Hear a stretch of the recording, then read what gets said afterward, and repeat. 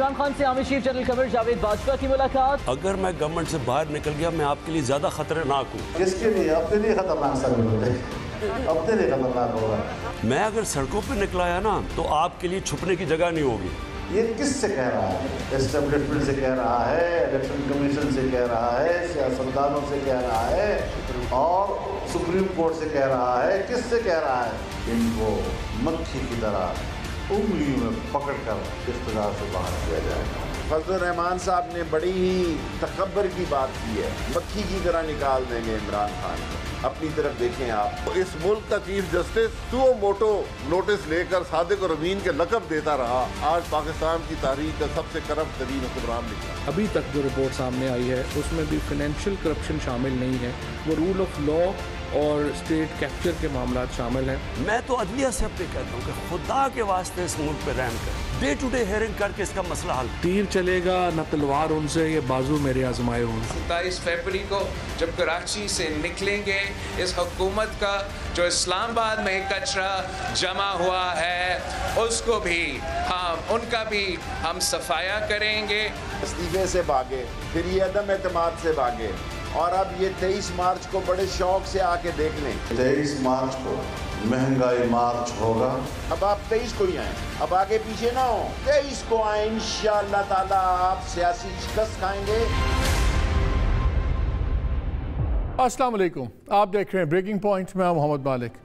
अगर कोई ये कहे कि मुल्क में बिल्कुल अमन है, सब चीज़ नॉर्मल है, तो डेफिनेटली नहीं है। शवायद कुछ और कहते हैं। आज कराची मैदान जंग बना रहा। MQM वालों ने रैली निकाली भी थी, आपको पता है, बल्दियाती निज़ाम के ख़िलाफ़, बकौल इनके पुलिस तशद्दुद ये वो। अभी कुछ देर पहले जो मकबूल सिद्दीकी साहब हैं, जो उनके चेयरमैन हैं, उन्होंने बड़ी सख्त तकरीर की और उन्होंने कहा कि आज गैर मुकामी पुलिस ने जो किया है हमारी माओ बहनों के साथ, और वो बेसिकली अब वहाँ एथनिक कार्ड चल रहा है, तो उन्होंने कहा कि हमारी गैरत को ललकारा है। फिर उन्होंने ये भी कहा कि हमारे 2-3 लोग मिसिंग हैं, कोई MPs वगैरह, और अगर वो रात गए तक ना उनकी बरामदगी हुई तो फिर थाने अपना बंदोबस्त खुद कर लें, अपना अंदाज़ा खुद लगा लें। फुल मॉब वायलेंस की बात हो रही है। काफ़ी दिनों से हम देख रहे हैं, कुछ कल परसों इन्होंने ये स्टेटमेंट दिया था कि इमरान खान को हमें इमरान खान की ज़रूरत नहीं है, उनको हमारी ज़रूरत है। पिछले दिनों से काफ़ी दिनों से ये हेट स्टेटमेंट्स चल रही हैं। ये क्या हो रहा है? दूसरी तरफ पीपल्स पार्टी ने कहा कि 27 को हम चलेंगे, मार्च करेंगे, हम आएंगे इस्लामाबाद। फरवरी को PTI ने अनाउंस कर दिया कि हम कराची की तरफ मार्च करेंगे, और अली जैदी वगैरह के अलावा शाह महमूद कुरैशी साहब भी शामिल हो रहे हैं कि काफ़िले जाएंगे, सब कुछ होगा। अल्टीमेटली अगर कराची के अंदर कोई लॉकडाउन होता है, कराची में कोई फसाद होता है, तो ये भी देखना है कि ज़्यादा नुकसान किसका है, क्या पीपल्स पार्टी की प्रोविंशियल गवर्नमेंट का या फेडरल गवर्नमेंट का, क्योंकि कराची पाकिस्तान की मैशत में बड़ी रीढ़ की हड्डी है, हैसियत है उसकी। और अगर पहले ही मुल्क में पॉलिटिकल इंस्टेबिलिटी है, माशी इंस्टेबिलिटी है, अगर उस पर पॉलिटिकल इंस्टेबिलिटी भी आई तो उसका असल नुकसान किसका होगा? ये सारी बातें चल रही हैं। उधर PDM ने अपना अनाउंस किया हुआ है। फिर हम देख रहे हैं कि प्राइम मिनिस्टर की और आर्मी चीफ की 3 मुलाकातें हुई हैं पिछले 10-12 दिनों के अंदर, 12 से लेके अब तक, जिसमें 1-2 1-on-1, आज भी पहले एक और मीटिंग थी, फिर बताया गया कि उसके बाद एक 1-on-1 भी हुई है। इसी तरह जिस दिन उनका दौरा उन्होंने किया था DGISI के हेडक्वार्टर्स का, उससे एक दिन पहले उनकी पहले जॉइंट मीटिंग थी, फिर वहाँ भी 1-on-1 मीटिंग हुई। तो ये 2-3 मीटिंग्स जौन सी हैं, ये अचानक मीटिंग्स का सिलसिला क्या हो गया? ऑफिशियल हैंड आउट तो यही आता है कि कौमी सलामती के अमूर ज़ेर बहस है, लेकिन हमें पता है कौमी सलामती में शायद हुकूमती सलामती भी शामिल होती है। तो ये तमाम चीज़ें नज़र ही आ रहा है कि एक वायलेंट केओस तैयार हो रहा है मुल्क में, एक तसादुम की फ़ज़ा हो रही है। शेख रशीद साहब जो कल तक कह रहे थे अपोजिशन को कि आप मत आएँ, आप 23 के बाद आ जाएँ, आज उनके भी बयान में बहुत तेज़ी है और उनका अब आएँ, अब आप ज़रूर आएँ, हम आपको ठीक करते हैं। कल हम बात कर रहे थे यही रिप्लेसमेंट शहजाद अकबर साहब की। आज ब्रिगेडियर मोहम्मद मुसद्दिक अब्बासी साहब को, जो साबिक DG NAB हैं, इनको उनकी रिप्लेसमेंट कर दिया गया है शहजाद अकबर की। ये भी बड़ी इंटरेस्टिंग चॉइस है, क्योंकि काफ़ी अरसे से कॉलम्स लिखते हैं अब्बासी साहब, और जब हम इनकी तहरीरें पढ़ें तो बड़े सख्त मिजाज के आदमी नज़र आते हैं। इनको चाइना का और इरानियन स्टाइल पसंद है, सज़ाओं का, प्रेसिडेंशियल निज़ाम के भी काफ़ी हामी, और उनका ख्याल है कि ये इस्लामी निज़ाम के करीब तरीन है। इनका जो अपना गुस्सा है नवाज शरीफ एंड कंपनी, वो बिल्कुल जायज़ भी होगा, लेकिन वो तहरीरों में भी ला चुके हैं। और हमारी इत्तला के मुताबिक जो सबसे बड़ा कील ठोंका गया शहजाद अकबर साहब के ताबूत के अंदर, वो नाराज़गी थी उनसे PM हाउस की कि वो सज़ा अंदर नहीं करवा सके शहबाज शरीफ को, और ये उनका सबसे बड़ा एक फेलियर समझा गया। बाकी तो केसेस छोड़ दें। सो मे बी अब विद अब्बासी साहब देर शायद ये एक मैंडेट नया हो, इंटरेस्टिंग सिचुएशन होगी, हमें देखना होगा कहाँ पे खिचड़ी पक रही है सारी, हो क्या रहा है और आने वाले दिन क्या हमें बताते हैं। हमने कहा आज भी पॉलिटिकल पार्टीज़ की तो हमें स्टेटेड पोजीशंस पता हैं, आज हम अपने जर्नलिस्ट दोस्तों से उनसे लाएं ताकि कुछ ऑनेस्ट ओपिनियंस हम ले सकें।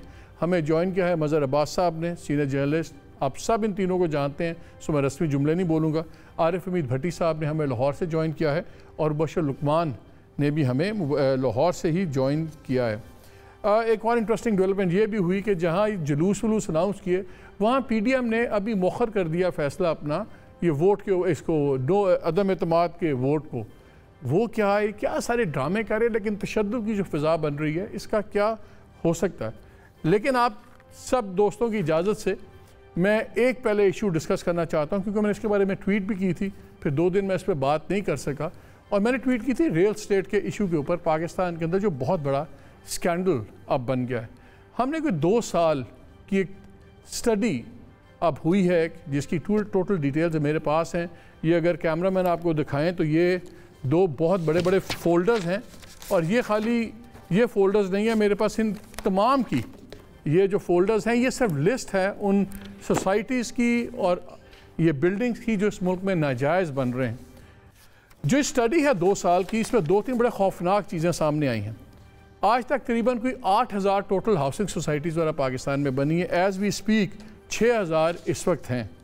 इनमें से सिर्फ 3000 ऐसी हैं जो अप्रूव्ड हैं और डिफरेंट प्रोसेसेस के अंदर, और सिर्फ 800 ऐसी हैं जिनके पास तमाम लवाजमात पूरे हैं। 5000 अनअप्रूव्ड हैं, 106 हैं जो कागज़ों में नहीं हैं। आपको इस्लामाबाद, रावलपिंडी, बाकी तमाम शहरों में भी बड़े बड़े आपको बोर्ड भी नज़र आते हैं। कोई नीली दुनिया बेच रहा है, कोई पीली दुनिया बेच रहा है, कोई लाल दुनिया, कोई आपको अपार्टमेंट बिल्डिंग्स।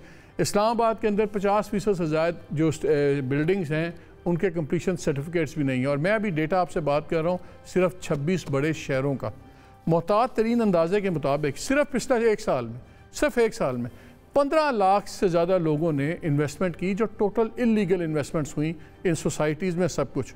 इसमें 5 से 6 अरब डॉलर्स की इन्वेस्टमेंट हुई भी, और ये 15 लाख से ज़्यादा लोगों को हाथ लग गया हुआ है। इसमें 40% से ज़्यादा ओवरसीज़ पाकिस्तानीज़ हैं, और अगर हम करीब साल 1.5 साल का डेटा वैसे देखें तो 10 से 12 बिलियन डॉलर्स इसमें फंसे हुए। ये है यहाँ का हाल। और मैं सिर्फ 2 डेटा आपसे साथ शेयर कर लूँ, इसलिए मैं कर रहा हूँ क्योंकि आजकल एक ट्रेंड चला हुआ है पाकिस्तान में कि हर कोई रियल स्टेट में इन्वेस्टमेंट कर रहा है, और रोज़ आप टेलीविज़न पे इश्तिहार देख रहे हैं, अखबारों में इश्तिहार दे रहे हैं, लगता है पूरा पाकिस्तान सिवाय रियल स्टेट के काम और कोई नहीं कर रहा। लेकिन क्या इसमें से ठीक कितने काम कर रहे हैं? मसलन मैं छोटे आपको बताऊं कि फॉर एग्जांपल 60% जो से मनसूबा जात हैं वो अनअप्रूव्ड हैं, ये हॉरिजॉन्टल प्रोजेक्ट्स में जिनको आप प्लॉटिंग और हाउसिंग वगैरह कहते हैं, और बिल्डिंग्स में भी तकरीबन 60%। मैं आपको छोटी सी एग्जांपल देता हूं। फॉर एग्जांपल करीबन 260 में से अगर मैं एक सैंपल दे दूं तो कोई 40 अप्रूव्ड हैं। ये हाल है वर्टिकल बिल्डिंग्स का भी। हर चौथा जौन सा ओवरसीज़ पाकिस्तानी है उसके इश्यूज़ बने हुए हैं इसके अंदर। ओवरसीज़ पाकिस्तानी उसको ख़ास तौर पे बहुत ज़्यादा डैमेज किया गया है, और उनकी जो अबाउट 30 to 35% जो रीइंबर्समेंट्स आती हैं वो रियल स्टेट में चल रही हैं। हम एक सीरीज़ कर रहे हैं कि अब शुरू प्रोग्राम्स की, जिसमें मैं आपके साथ सोसाइटीज़ के नाम लेके और उनकी क्या क्या इनएफिशिएंसीज हैं, अपार्टमेंट टावर जो से बड़े हैं, इनमें से किसने क्या क्या नाजायज़ काम कर रहा है, ताकि आप और आप जैसे जो लोग मेहनत से अपने पैसे करके अपनी इन्वेस्टमेंट्स कर रहे हैं उनको प्रोटेक्शन हो और आप लेजिटिमेट काम कर सकें। ये जल्द ही हमने बहुत से क्वेश्चंस भेज दिए हुए हैं, इंशाल्लाह जैसे जैसे उनकी डिटेल्स आएंगी ताकि हम उनका बैलेंस व्यू ले लें। और क्योंकि टेलीविज़न पे लीगल बहुत ज़्यादा ऑब्लिगेशंस हैं, हम उनके वर्जन्स का इंतज़ार कर रहे हैं। इन द मीन टाइम अगर आप वैसे जानना चाहें हमारे से तो हमारे प्रोग्राम को लिख दें हमारे ऑफिस में, हम आपको वैसे अनऑफिशियली बता देंगे कि आपके पैसे गलत जगह लगे हुए हैं कि किसी अप्रूव्ड सोसाइटी में। That was it. Coming back to today's subject, Mubashar आपसे शुरू करता हूँ।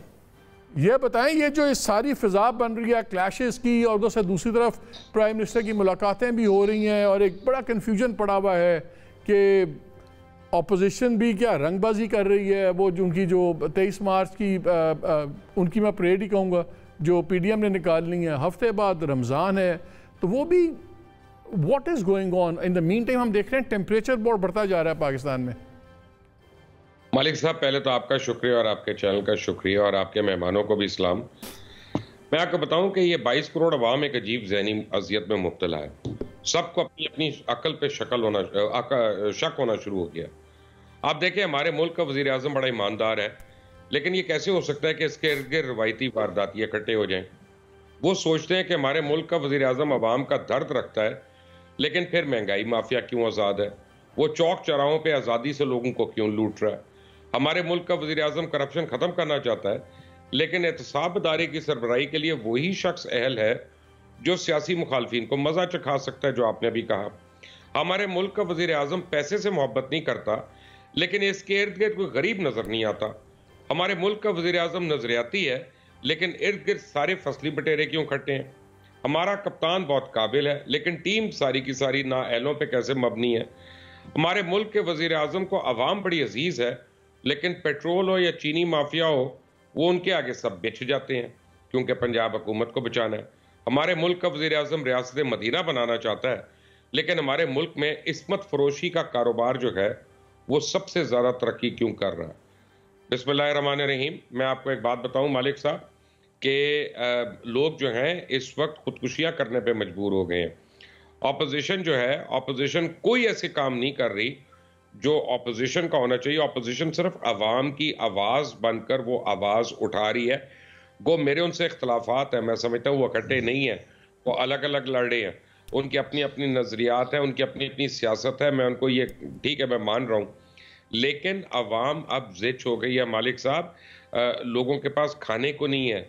जो अपने माँ बाप का इलाज कराता है वो अपने बच्चों की फीस नहीं दे सकता, जो घर का किराया देता है वो बिजली का बिल नहीं दे सकता, जो इन सब से निकल जाता है वो वैगन का किराया नहीं दे सकता।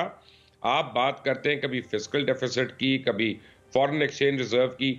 डॉलर को हमने नकेल डालनी थी, डॉलर ने हमें उल्टा चारों शाने चित कर दिया हुआ है।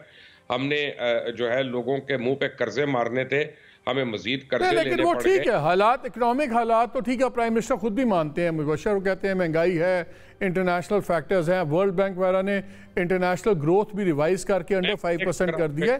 वो हकायक है। मैं कुछ और पूछ रहा हूँ, मैं कह रहा हूँ जो ये कॉन्फ्लिक्ट कितनी फिजा अचानक बन रही है, क्या ये एक पैटर्न है, क्या बनाई जा रही है? नहीं, अचानक नहीं है ये। आप अपना प्रोग्राम याद करें, मैंने कोई क्लिप देखा थोड़े दिन पहले कि शहबाज गिल साहब आए थे आपके प्रोग्राम में, वो नाजेबा किस्म की लड़ाई कर रहे थे। अब सवाल ये पैदा होता है कि ये हर एक को अपना सियासी मुखालिफ समझते हैं, उससे लड़ाइयाँ करते हैं, झगड़े करते हैं। कॉन्फ्रंटेशन की फिजा तो इन्होंने खुद बना दी है। यानी मोहम्मद मालिक ने कम इनके फेवर में कॉलम लिखे हैं, कम इनको सपोर्ट में इनके प्रोग्राम किए हैं पहले, कि जो अब सडनली वो बुरे हो गए और अब वो चैलेंज करें कि जी आपकी डिग्री क्या है, आपको इकॉनमी का पता, ये हर एक के साथ कर रहे हैं। देखिए, बगैर ऑपोजिशन के हुकूमतें नहीं चलती।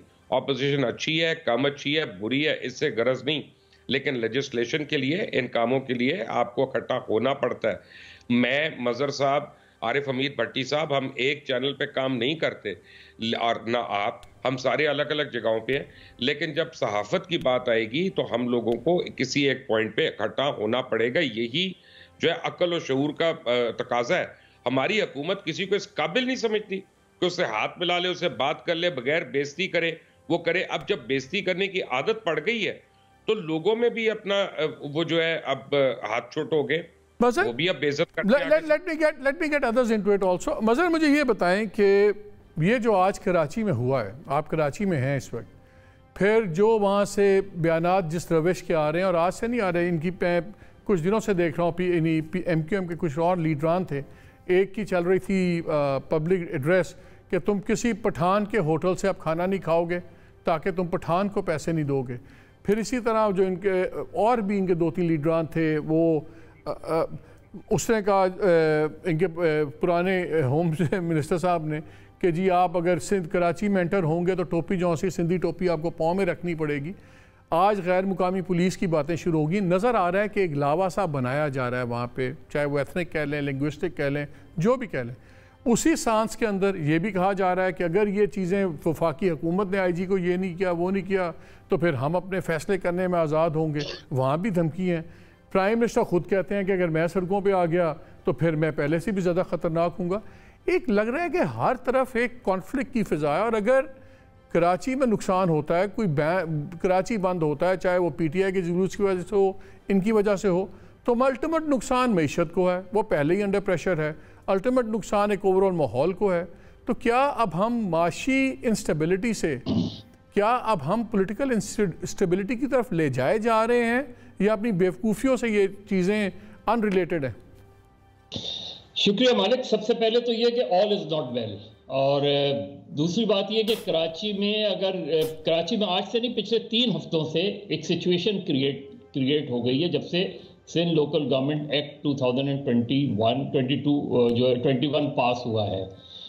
अब गवर्नमेंट क्या करती हैं? आमतौर पे गवर्नमेंट निगोशिएट करती हैं, गवर्नमेंट इन्वॉल्व करती हैं। ठीक है, 1-1.5 हफ्ते के बाद पीपल्स पार्टी ने जो है, सिंध गवर्नमेंट ने जमात इस्लामी को इंगेज किया, लेकिन आखिर वो 27 दिन से बैठे हुए हैं ना।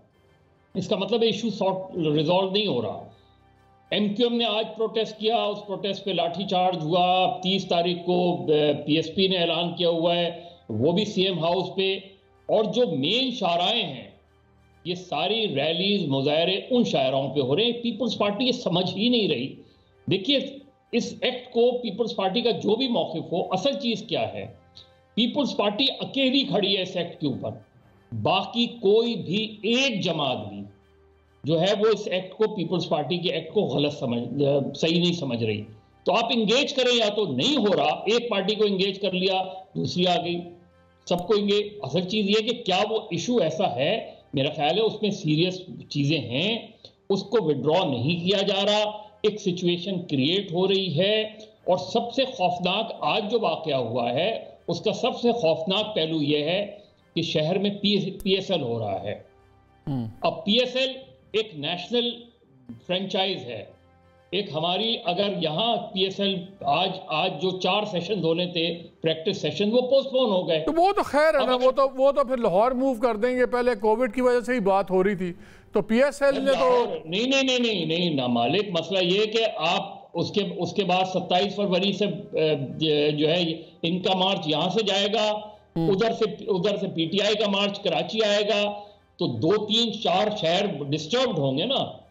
अब कराची में जो इशू, अगर ये क्योंकि अभी टंडो आलायार वाला वाकया हुआ, फिर ये वाकया हुआ, ये ऐसी अनफॉर्चुनेटली सिंध एक ऐसी जगह है, खासतौर पे अर्बन रूरल डिवाइड की वजह से, कि ज़रा सा इशू जो है एथनिक इशू बन जाता है और बहुत आसानी से पोलराइज किया जाता है। मैं यही पूछ रहा हूँ, क्या ये रिलेटेड है आपस में, कि ये हमने बड़ी बारी देखा है हमारी तारीख में कि जब गवर्नमेंट्स की चेंज हो रही होती है, नहीं हो रही होती है, कि माहौल बन रहा होता है, तो पहले मुल्क में एक बेयकीनी का, एक कॉन्फ्लिक्ट का एक माहौल बनता है। मुख्तलिफ इलाकों में हमें तशद्दुद नज़र आता है, कॉन्फ्लिक्ट नज़र आता है, एक इंस्टेबिलिटी नज़र आती है। मैं ये पूछ रहा हूँ कि ये जो हो रहा है, और जिस तरह सारा मामला गर्म हो रहा है, आज फेडरल गवर्नमेंट के वज़ीर भी बजाय पानी फेंकने के आग पे तेल फेंकना शुरू हो गए हैं सारे, क्या ये एक भड़काया जा रहा है लाओ? एक बहुत आसान है भड़काना मालिक, खासतौर पे यहाँ तो आपने सिर्फ एक माचिस की तीली फेंकनी होती है, आग खुद ब खुद लग जाती है। ये जो पोलराइज सोसाइटी है, वो तो बहुत ही खौफनाक। मैं सॉरी, थोड़ा सा मालिक से भी डिसएग्री करूंगा, थोड़ा सा आपसे भी। आप ये देखें कि जो मालिक साहब ने एक बात की है ना, वो सही नहीं है कि एथनिक अलाव पक रहा है। कराची और हैदराबाद की बहुत बड़ी अक्सरियत ने फेडरेशन के लिए वोट दिया, उन्होंने PTI को वोट दिया, उन्होंने एथनिक उसके ऊपर वोट नहीं दिया। तो प्लीज उनको दीवार से मत लगाएं। आपके वजीर आजम ने कभी जाके 1100 बिलियन का पैकेज अनाउंस किया है, कभी 150 बिलियन का अनाउंस किया है, कभी आप कुछ अनाउंस कर रहे हैं, उसमें एक आना जा नहीं रहा, लोगों का कूड़ा तक साफ नहीं हो रहा, किसी को पीने का पानी नहीं मिल रहा।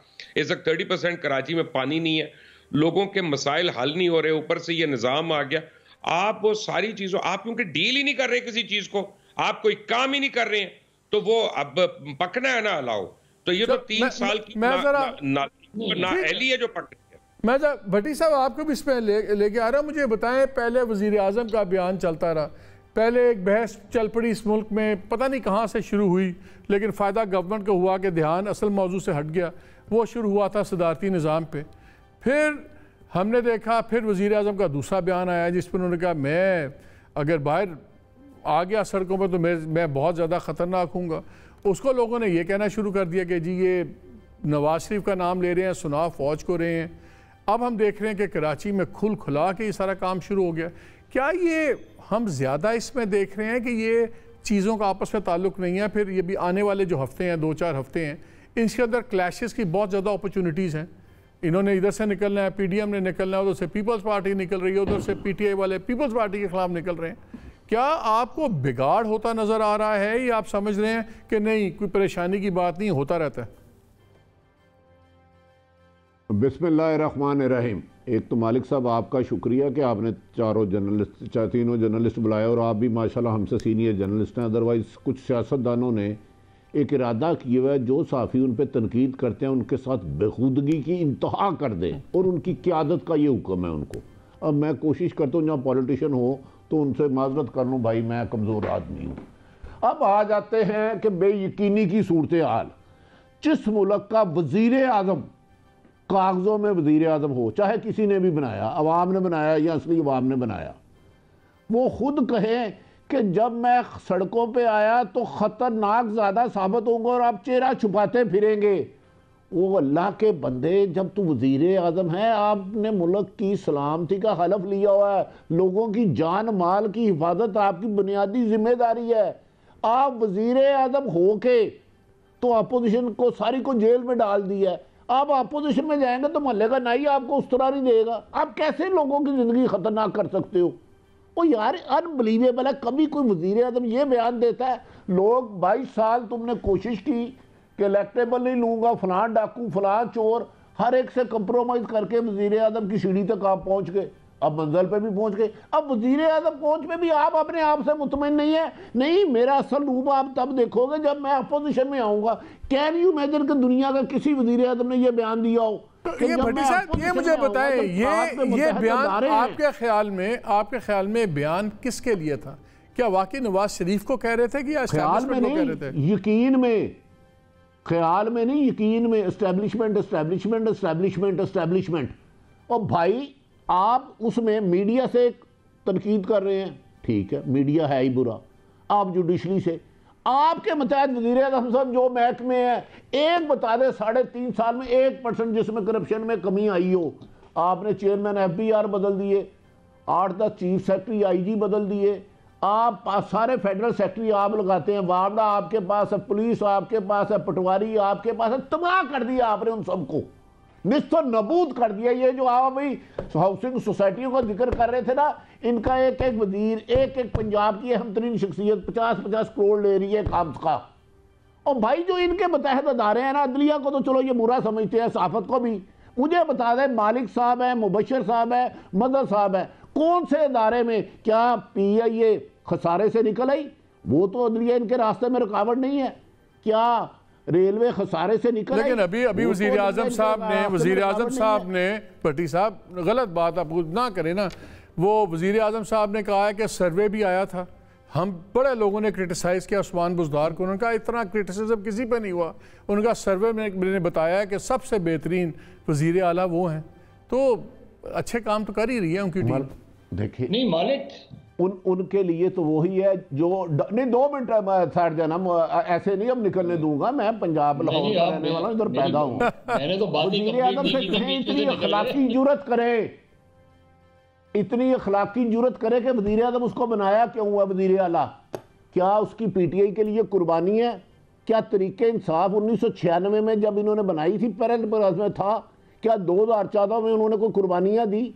क्या कोई एडमिनिस्ट्रेशन का बहुत ज़्यादा तजर्बा था? क्या एजुकेशन अच्छी थी? क्या सियासी जोड़ तोड़ के मास्टर हैं? क्या मुश्किल हालात में बेहतर फैसला करने की अहलियत रखते हैं? सिर्फ वो ये बता दें। तारीफ़ करना उनका हक है, तारीफ़ तो जिसकी मर्जी करें। तारीफ़ तो मैं मुबशर साहब है डिफेंस में, चंद दिन पहले डिफेंस में एक थैला 5,00,000 के नोट वाला एक किसी घर में जाना था, वो गलती से चले गया, 5 करोड़ रकम थी, सिर्फ छोटी सी एक तोहफे के तौर पे बेचारे पे।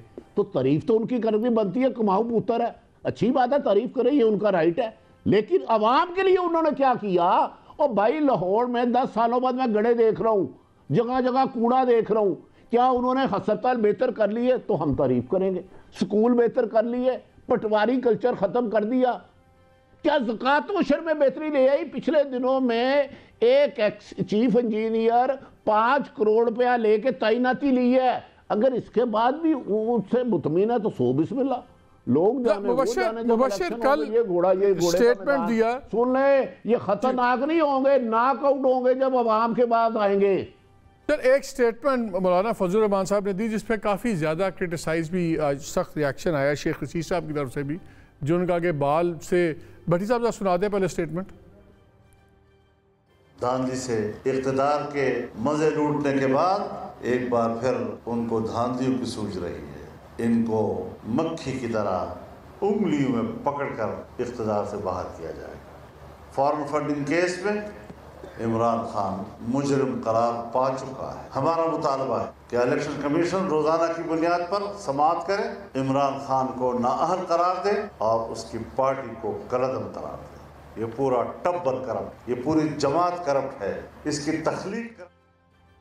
वैसे बड़ा अजीब सा लगता है जब मौलाना साहब भी करप्शन पे इतना स्ट्रॉन्ग स्टैंड लेते हैं, जब इनकी भी पूरी मालिक मुझे बात तो कंप्लीट कर लेने दो। मैं कह रहा हूँ मज़ा जब पूरी फैमिली का जब इनका भी जिक्र सामने आता है, लेकिन चले Mazhar I ask you the same question, अब बात भी कंप्लीट कर लें, वही मैं मुबश्शिर के पास भी सवाल लेके जाऊँगा।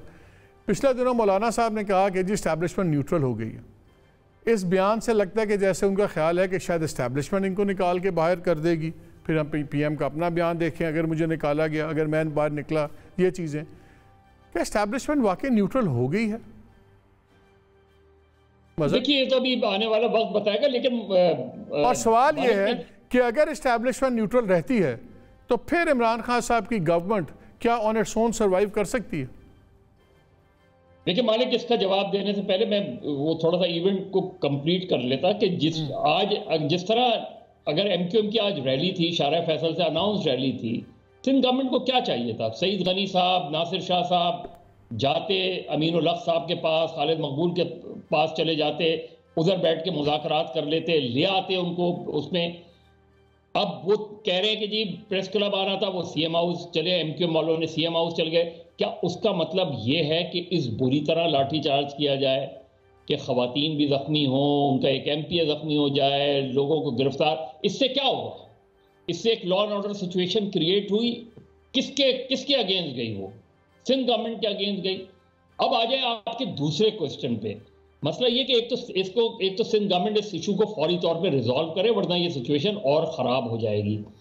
न्यूट्रल एस्टेब्लिशमेंट न्यूट्रल हुई हो या नहीं हो, लेकिन जो प्राइम मिनिस्टर के लेवल पे, गवर्नमेंट के लेवल पे जो टोन अडॉप्ट की जा रही है, वो टोन गवर्नमेंट से अडॉप्ट नहीं किया करती, वो टोन प्राइम मिनिस्टर अडॉप्ट नहीं किया करते। प्राइम मिनिस्टर ये नहीं कहते कि मैं अगर यहाँ से निकला तो मैं कितना खतरनाक हो जाऊंगा। मतलब इसका क्या मैसेज दे रहे हैं कि आप सिविल वॉर करेंगे? आप क्या करेंगे? अब गली कूचों में जो है छुपाने की जगह नहीं मिलेगी, इसके क्या माने होते हैं? मतलब गवर्नमेंट के लेवल पे आप बैठकर अगर इस तरह की बातें करेंगे तो आप सिचुएशन को स्टेबलाइजेशन की तरफ नहीं ले जा रहे, आप इंस्टेबिलिटी क्रिएट कर रहे हैं। और political instability lead to economic instability. Economic instability होगी तो महंगाई और बढ़ेगी और उसका अल्टीमेट नुकसान हुकूमत वक्त को होगा। मेरा ख्याल है गवर्नमेंट ये रियलाइज ही नहीं कर रही, और प्राइम मिनिस्टर के गिर्द जो लोग बैठे हुए हैं, उसके बाद जो सिचुएशन डेवलप हो रही है, उसमें मुझे नहीं लग रहा कि गवर्नमेंट जो है वो बहुत स्टेबिलिटी की तरफ जा रही है।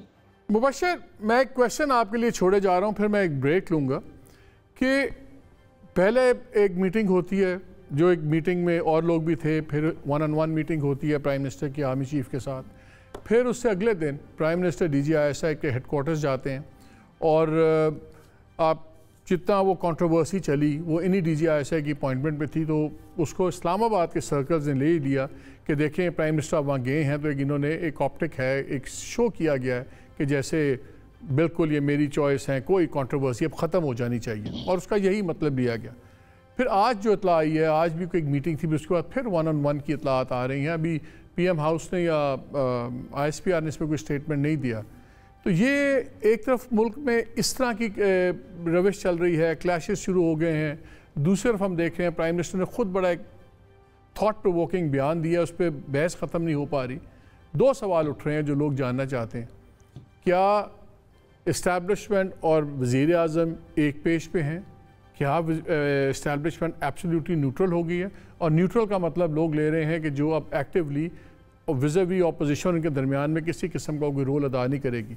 और अगर दोनों में से जो भी सूरत हाल है, इसके क्या इम्प्लिकेशंस होंगे इमरान खान गवर्नमेंट के लिए, इस पर बात करेंगे इस ब्रेक के बाद।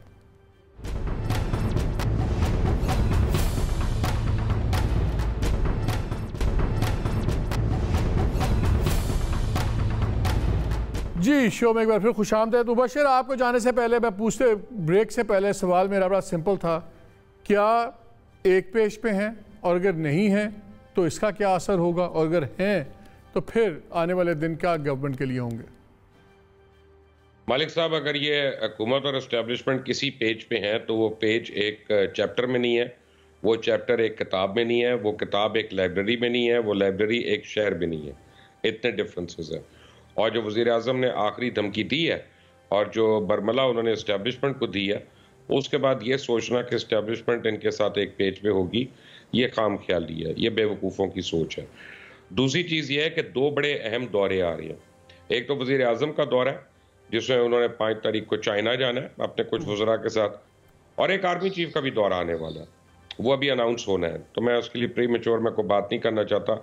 इन दो दौरों के बाद बहुत चीज़ें बहुत कुछ खुलकर सामने आ जाएंगी। और जहाँ तक रह गई बात करप्शन, तो मैं प्राइम मिनिस्टर को बता देता हूँ। आरिफ हमीद भट्टी साहब ने अभी जिक्र किया था कि डिफेंस के एक घर में 5,000 रुपए के नोटों वाली एक बोरी गई थी और फिर वो रिट्रीव हुई क्योंकि वो गलत घर था। उस घर वालों को जदकूब किया गया, उनसे बोरी दोबारा छीनी गई और फिर वो असल मालकन तक पहुंची। मालकन कह रहा हूँ, मालिक नहीं कह रहा। लेकिन मैं बहुत कमजोर और नहीफ आदमी हूँ, मैं बहुत कमजोर और नहीफ आदमी हूँ।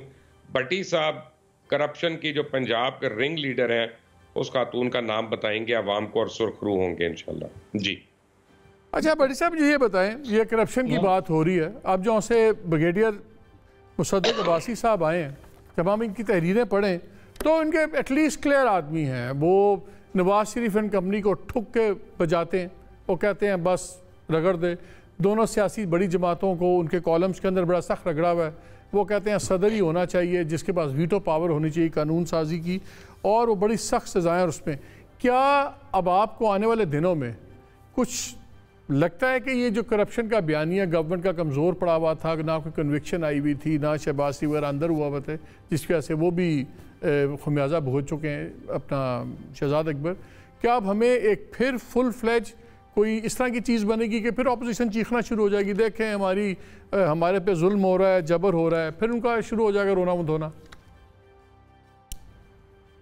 मालिक साहब, करप्शन का बयानिया तो ज़मीन दफन हो चुका है, दफन हो चुका है, क्योंकि करप्शन के रिकॉर्ड इस हुकूमत ने तोड़ दिए हैं। ट्रांसपेरेंसी इंटरनेशनल रिपोर्ट के मुताबिक सबसे पहले तो वो 3 सालों का एहतसाब करे। मुझे ये बताएं कि जब आपने साबक वज़ीर आज़म 2 को गिरफ्तार कर लिया, साबक सदर को कर लिया, साबक वज़ीर आला को कर लिया और सैकड़ों लोगों को अरबों रुपए की मुबैना करप्शन के इल्ज़ाम में कर लिया, एक पैनी रिकवर नहीं कर सके। जब पूरी इक़्तिदार आपके पास थी तो आपने अपोजिशन को तो जितना अंदर कर सकते हैं कर लिया है। हुकूमत में अपोजिशन में खुद आते हैं तो फिर किस हुकूमत के खिलाफ अपोजिशन के लिए खतरा कैसे साबित हो सकते हैं? इनके कहने में तो एक झूठा पर्चा नहीं दर्ज होगा, एक पटवारी नहीं तैनात होगा। तो ये मैं बताऊं, अगर वज़ीर आज़म परेशान क्यों है? मुझे भट्टी साहब एक बात बताएं, वज़ीर आज़म किस बात से परेशान हो? कल मेरे प्रोग्राम में शेर रशीद ने बड़े मज़े से कहा, उन्होंने कहा मालिक साहब दोनों ही बड़े सियाने ने, प्राइम मिनिस्टर भी तो और आर्मी चीफ वगैरह सारे ये आराम से चलेंगे बिग बाय डिफ़ॉल्ट, क्योंकि ऑप्शन कोई नहीं है। और हम जब हम देखते हैं अपोजिशन को, उनकी भी बस शोशा ही है, काम तो कोई भी नहीं है। जो जुलूस निकालेंगे, ऐसी तारीखें निकालनी है, घर चले जाएंगे, नो कॉन्फिडेंस ला नहीं सकते, तो वज़ीर आज़म को परेशानी तो कोई नहीं है। नहीं, अपोजिशन से 1% भी हुकूमत को खतरा नहीं है। वज़ीर आज़म मार्च, अप्रैल या मई में अपने पैड़े पे ऐसी कुराड़ी मारने लगे कि जिसका आप तसव्वुर नहीं कर सकते, और 2-3 एडवाइजरों ने कहा कर गुजरो। वज़ीर आज़म को अपनी ज़ात से खतरा है, अपने आप से खतरा है। मैं आपको ये बात यकीन से कहता हूँ। और दूसरी बात, अगर इस्टेब्लिशमेंट ने अब इनको सपोर्ट गिरती हुई दीवार को सहारा देने की कोशिश की तो मुझे डर है ये लावा कहीं और तरफ ना फट पड़े। मेरी ख्वाहिश है कि अल्लाह करे कि इस्टेब्लिशमेंट न्यूट्रल रहे, वरना जो इमरान खान के इरादे हैं वो बहुत खतरनाक है, बहुत खतरनाक है। और ये अपोजिशन के लिए नहीं है, मैं कह रहा हूं कि अल्लाह करे ये न्यूट्रल रहे, इस गिरती हुई दीवार को सहारा देने की कोशिश ना करे। ये कब गिरती है, इसने अपने ऊपर गिरना है। क्या आपको कोई नजर आता है कि कोई अचानक बहुत बड़ी वक्त से पहले अनाउंसमेंट कर देंगे, उसकी प्रॉब्लम हो सकती है?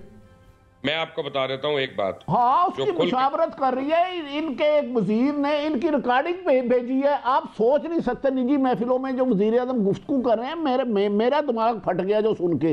अनबिलीवेबल है यार, मुझे समझ नहीं आती। हमारे मुहाफिज है यार, फौज हमारी है, ये मुल्क उनका है।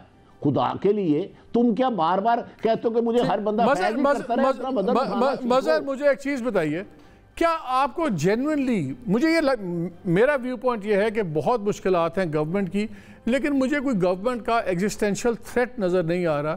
क्या आपको नज़र आता है कि जेन्युइनली कोई बहुत बड़ा ख़तरा है इमरान खान की गवर्नमेंट को टर्म पूरी करने में या कुछ होने में? ये जो 3-3 महीने हम सुन रहे हैं, क्या आपको जेन्युइनली इसमें बड़ा क्राइसिस नज़र आता है? देखिए, तमाम तर क्राइसिस के बावजूद मुझे अब भी लगता है कि इलेक्शन वक्त पे होंगे। मुझे अब भी लगता है कि इमरान खान वज़ीर आज़म रहेंगे। वो गैर मकबूल हो रहे हैं, इसमें कोई शक नहीं है, वो नहीं कर पा रहे। लेकिन मालिक, मुझे अभी जैसे नैप के ये अपना नए साबिक डीजी की तकर्री है, मुझे टू बी वेरी ऑनेस्ट, और यहाँ बहुत से हम सभी सहाफ़ी बैठे हुए हैं, मतलब क्या ये बड़ी आसानी से कोई आदमी नौकरी करे, उसके बाद सहाफ़त में आए, कॉलम्स लिखे और उसके बाद एक और नौकरी पकड़ ले, और उसके बाद जब वो नौकरी जाए तो एक और फिर सहाफ़त में आ जाए? क्या सहाफ़त के सफ़ात सिर्फ इस चीज़ के लिए हैं कि कोई आए, हुकूमत कभी मुशीर बने, कभी वज़ीर बने, कभी गवर्नर बने, और जब वहाँ से फारिग हो जाएं तो वापस जर्नलिज्म में आ जाएं? कहीं तो हमें रोकना पड़ेगा इस चीज़ को। यानी आप अपनी राइटिंग्स की वजह से ये तो अभी एक दूसरी बात है ना, इस पर तो फिर अलग बात हम करेंगे। लेकिन मुबशिर जैसे मज़हर कहते हैं कि मुझे कोई ऐसा एग्जिस्टेंशियल थ्रेट नज़र नहीं आता वज़ीर आज़म की गवर्नमेंट को। क्या आपको, मुझे भी समझ नहीं आती कि लोग ये क्यों कहते हैं कि जी गवर्नमेंट नहीं रहेगी, 3 माह में चली जाएगी, 4 माह में।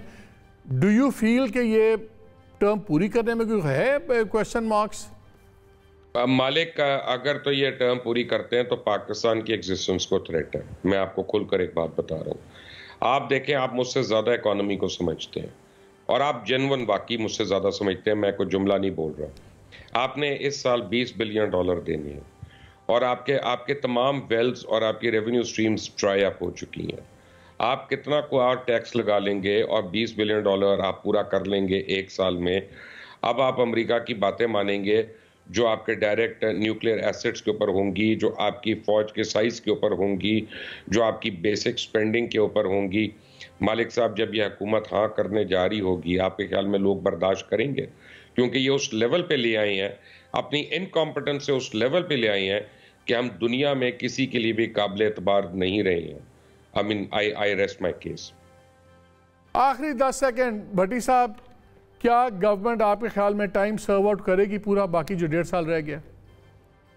नहीं, गवर्नमेंट करेगी, लेकिन इमरान खान जो फैसला करे उस पर दूसरों ने भी नज़र रखी हुई है, उस वजह से जाएंगे। अदरवाइज हुकूमत जाती मुझे नज़र नहीं आती। इमरान खान खुद अपनी हुकूमत गिराने की वजह बनेंगे, ये लिख ले, क्योंकि जो वो गुफ्तगू कर रहे हैं ना, अनबिलीवेबल है। ठीक, आप तीनों का बहुत बहुत शुक्रिया।